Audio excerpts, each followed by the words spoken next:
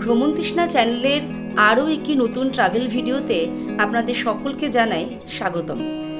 আমাদের কিন্নর স্পিতি ভ্যালির দ্বিতীয় পর্বে আমরা আজ শুরু করব সমতল ছেড়ে আমাদের পাহাড়ি সফর।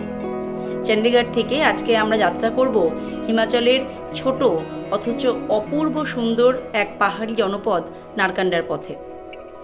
চণ্ডীগড় থেকে নারকান্ডার ডিস্টেন্স প্রায় 174 কিলোমিটার। সময় লাগে 6 থেকে 7 ঘন্টার মতো। কিন্তু এই দীর্ঘ যাত্রাপথের প্রতিটি বাঁকেই রয়েছে অপূর্ব নৈসর্গিক সৌন্দর্য। এর আগের পর্বে আমরা আপনাদের সঙ্গে শেয়ার করেছিলাম কলকাতা থেকে প্রথমে রাজধানী এবং তারপরে জনশতাব্দী এক্সপ্রেস ধরে চণ্ডীগড়ে পৌঁছানোর পুরো জার্নির গল্প। চণ্ডীগড়ে কোন হোটেলে আমরা স্টে করেছিলাম সেটাও আপনাদের দেখিয়েছিলাম এর আগের পর্বে।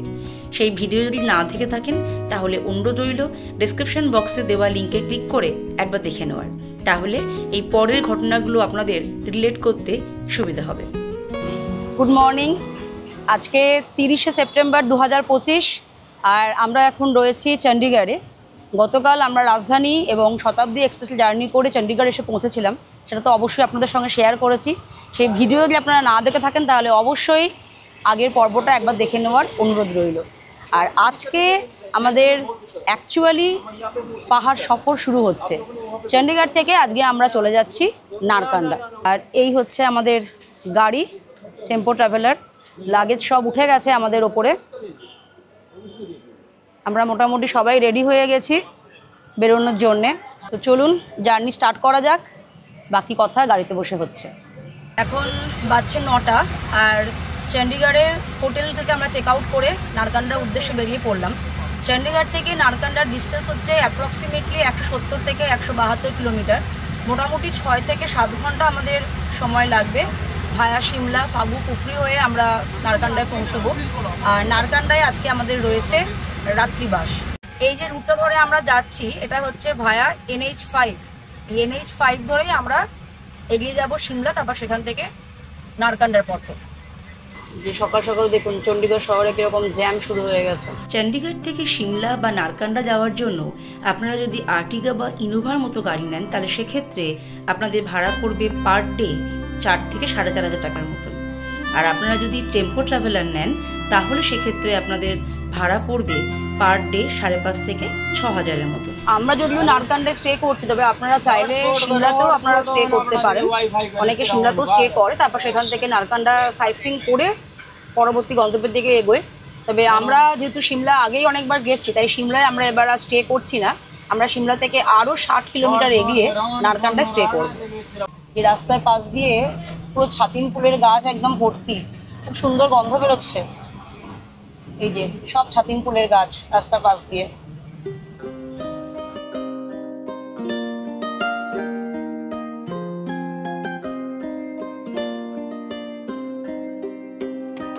আমাদের টোটাল এবার এই ট্যুরে রয়েছে 24 জন, তার মধ্যে আমরা রয়েছি এই টেম্পো ট্রাভেলারটাতে।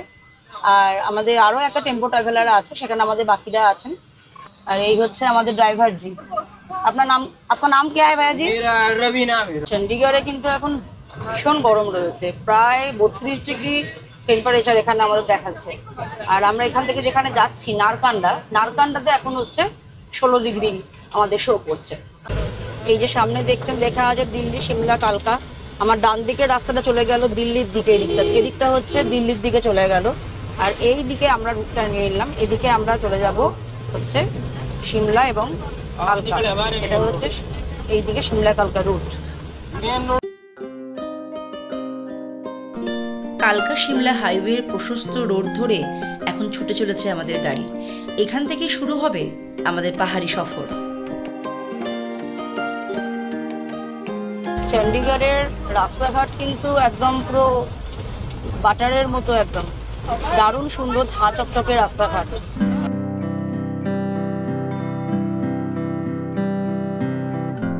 চণ্ডীগড়ের ব্যস্ত জনপদ পেরোতেই প্রকৃতি তার আসল রূপের ডালি নিয়ে আমাদের সামনে ধরা দিল। মাথার ওপর এখন শরতের নীল আকাশ, দুপাশে সবুজের ছোঁয়া, আর দূরে দেখা যাচ্ছে ঢেউ খেলানো পাহাড়, আর সাথে মাঝখান দিয়ে রয়েছে কালো পিচের মখমলি রাস্তা।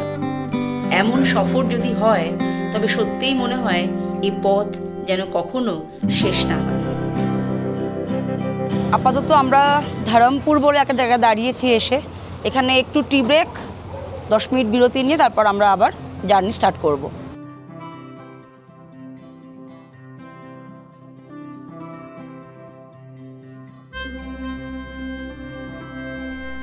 একে একে পিঞ্জোর, কালকা, কাসৌলির মতো জনপদগুলোকে পিছনে ফেলে NH5 দূরে ছুটে চলেছে আমাদের গাড়ি।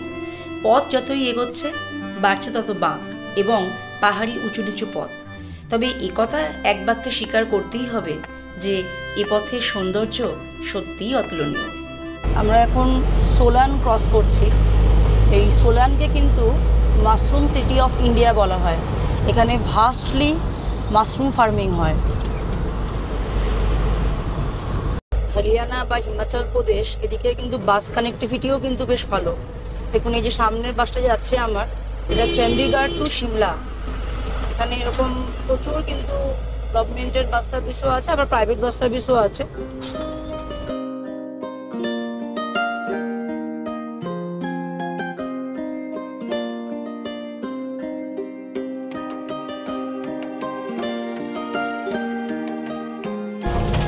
আমরা এখন সিমলা ক্রস করছি। সিমলায় প্রচুর জ্যাম রয়েছে, আমরা তখন জ্যামে ফেসেছিলাম। পাহাড়ের ঢালে গড়ে ওঠা এই সিমলা শহর একসময় ব্রিটিশ ভারতের গ্রীষ্মকালীন রাজধানী ছিল। হিমাচলের প্রাণকেন্দ্র বলা চলে এই সিমলা শহরকে। এই শহরকে বেস করে হিমাচল প্রদেশের বিভিন্ন জায়গায় আপনারা ঘুরে বেড়াতে পারেন। তবে আজ আমরা এখানে থামছি না, কারণ আমাদের গন্তব্য এই সিমলা থেকে আরও 60 কিলোমিটার দূরে অবস্থিত নারকান্ডাতে।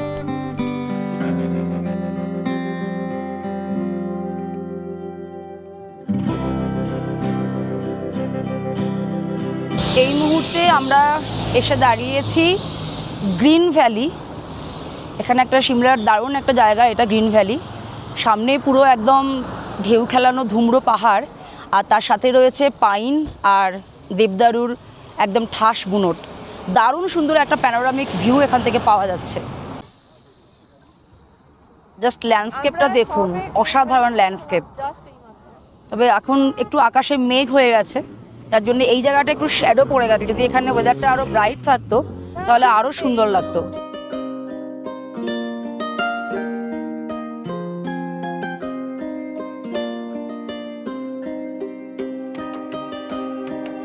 আপাতত কুফরি থেকে একটু আগে আমরা দাঁড়িয়েছি একটা জায়গায়, এখানে আমরা একটু লাঞ্চ সেরে নেব।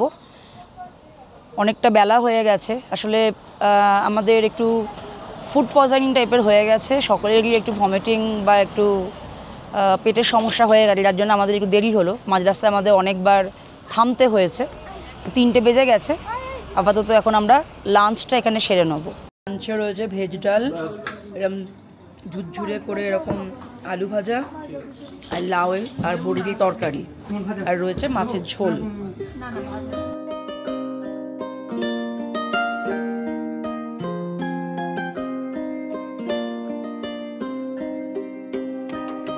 লাঞ্চ কমপ্লিট হয়ে গেছে আমাদের, আমরা আবার স্টার্ট করব। কিন্তু তার আগে এই জায়গার একটু আপনাদের অ্যাম্বিয়েন্সটা দেখাই।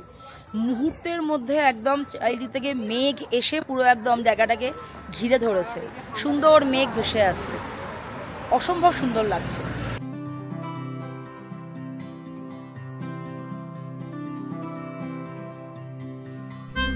আমরা এখন ক্রস করছি সিমলা থেকে 6 কিলোমিটার দূরত্বে অবস্থিত কুফরি, এবং এখান থেকে আরও 6 কিলোমিটার দূরত্বে রয়েছে ফাগু।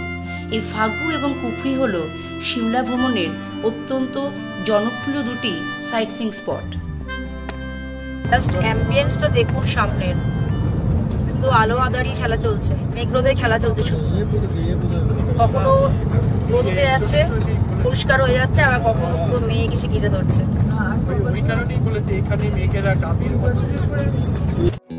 সিমলা পেরোতেই রাস্তার সৌন্দর্য আরও মনোরম। চারিপাশে এখন চোখে পড়ছে পাহাড়ের ডালে থরে থরে আপেল গাছ আর ঘন দেবদারুর বন। গাড়ির কাঁচ একটু নামাতেই গায়ে এসে লাগছে হিমেল হাওয়ার পরশ। রাস্তার প্রতিটি বাঁকের এক একটা দৃশ্য যেন এক একটা ফ্রেম। সামনে যে সাদা নেট দেওয়া যে জিনিসগুলো দেখছেন, এগুলো কিন্তু সব আপেল গাছ। যাতে এগুলো নষ্ট হয়ে না যায় বৃষ্টির জলে বা কোনো কিছুতে, সেই জন্য এগুলোকে নেট দিয়ে ভাবে ঢেকে রাখা হয়েছে। এই হিমাচলের সব জায়গাতেই প্রায় আপেল পাওয়া যায়, তবে নারকান্ডায় কিন্তু সব থেকে বেশি আপেল অর্চার্ড আছে। পথের দুপাশে দাঁড়িয়ে থাকা এই গাড়িগুলো করেই হিমাচলি আপেল বিভিন্ন জায়গায় এক্সপোর্ট করা হয়ে থাকে।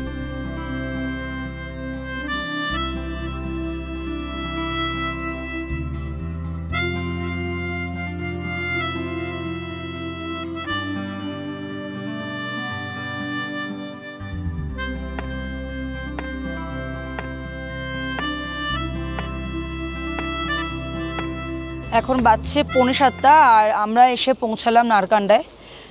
আমাদের আজকে কথা ছিল যে এসে আমরা বিকেলে হাঁটু পিক যাব, কিন্তু আমাদের মধ্যে অনেকেরই আজকে শরীরের অবস্থা খুবই খারাপ, একটু শরীর খারাপ হয়ে গেছে আর কি, খাওয়া দাওয়ার একটু সমস্যা হয়েছে বলে। তো সেই জন্য আজকে আমরা আর বিকেলবেলা হাঁটু পিক যেতে পারলাম না, আমরা ওটা কাল সকালে সাইট সিইংগুলো করবো। আপাতত আমরা আমাদের হোটেলে এসে পৌঁছে গেছি। নারকান্ডা আমাদের যে হোটেল স্নোফ্লেক, এই হচ্ছে হোটেল স্নোফ্লেক। আজকে এখানেই আমাদের রাত্রিবাস। একটু নিচে নামতে হয় হোটেলটার। 6:45 সময় আমরা আমাদের হোটেলে ঢুকেছি, হোটেল স্নোফ্লেক নারকান্ডায়। তো আপনাদের আগে রুম ট্যুরটা একটু দিয়ে দিই, রুমটা অগোছালো হওয়ার আগে। এই হচ্ছে রুমটা, পুরোটাই বেশ কাঠের, মানে পুরো দেওয়ালটাই একদম কাঠের করা আছে। এখানে রয়েছে টিভি, এখানে একটা টেবিল রয়েছে, সঙ্গে দুটো এরকম চেয়ার রয়েছে বসার জন্যে। বেশ বড় একটা এখানে খাট রয়েছে। এখানে রয়েছে ড্রেসিং টেবিল। এখানে দুপাশে দুটো এরকম কাবার্ড আছে, এপাশে একটা এপাশে একটা সাইড টেবিল রয়েছে এখানে, ওপাশেও একটা সাইড টেবিল রয়েছে, দুপাশেই চার্জিং পয়েন্টও রয়েছে। এই হচ্ছে ওয়াশরুমটাও বেশ বড় আছে। ওয়েস্টার্ন টয়লেট, এদিকে আয়না, এদিকে বেসিন, এখানে টাওয়াল দেওয়া রয়েছে। আর এখানে গিজার নেই, সেন্ট্রাল গিজার এখানে ওরা বলে দিয়েছে আমাদেরকে। বেশ পরিষ্কার পরিচ্ছন্ন আছে বাথরুমটা। এখানে বাথরুমে যাওয়ার জন্য স্লিপারও দেওয়া আছে। এইদিকে রয়েছে একটা ব্যালকনি, দেখা যাক ব্যালকনিতে কি দেখা যাচ্ছে। এই হচ্ছে ব্যালকনি। এখন তো কিছুই দেখা যাচ্ছে না, কারণ বাইরেটা এখন পুরোটাই কুয়াশায় ঢেকে গেছে। তবে সকালবেলা এখান থেকে মনে হচ্ছে একটা ভ্যালি ভিউ পাওয়া যাবে। নিচেরটা পুরোই ভ্যালি এখানে রয়েছে। সকালবেলা নিশ্চয়ই আপনাদের সঙ্গে এটা শেয়ার করব আমি কি আছে। ওভারঅল রুমটা বেশ স্পেসিয়াস, ভালো লেগেছে। মানে রুমের যা ইন্টেরিয়ার ডেকোরেশন রয়েছে ভালো, এবং খুব পরিষ্কার পরিচ্ছন্নই রয়েছে। তবে যেটা এই হোটেল স্নোফ্লেকে যে প্রবলেমটা আছে সেটা হচ্ছে যে এদের রুমগুলো, এগুলো কিন্তু যে মেন রোড থেকে নিচে অনেকটা কিন্তু সিঁড়ি দিয়ে নামতে হয়। এই যে আমরা রয়েছি এটা 2nd ফ্লোরে। এই যে এইভাবে সিঁড়ি এখানে রয়েছে, আর সিঁড়িগুলো একটু খাড়াই। যাদের পায়ের সমস্যা আছে তাদের ক্ষেত্রে একটু সমস্যা। এই হচ্ছে আমাদের হোটেলের রিসেপশন কাম ডাইনিং। এখানে চলে এসেছি আমরা এখন ডিনারের জন্যে। নারকান্ডায় কিন্তু বেশ ভালো ঠান্ডা আছে। এখন গুগল বলছে এখানে 7 ডিগ্রি চলছে। সবাই আমরা উইন্টার গার্মেন্টস চাপিয়ে নিয়েছি গায়ে। তো খাবার ঠান্ডা হওয়ার আগে চটপট খেয়ে ফেলি। এসেছে গরম গরম ভাত, আলু সেদ্ধ, পাতলা করে মসুর ডাল, আর একটা হালকা করে চিকেনের ঝোল গরম গরম সার্ভ করেছে। ঝটপট খেয়ে নেওয়া যাক ঠান্ডা হয়ে যাওয়ার আগে।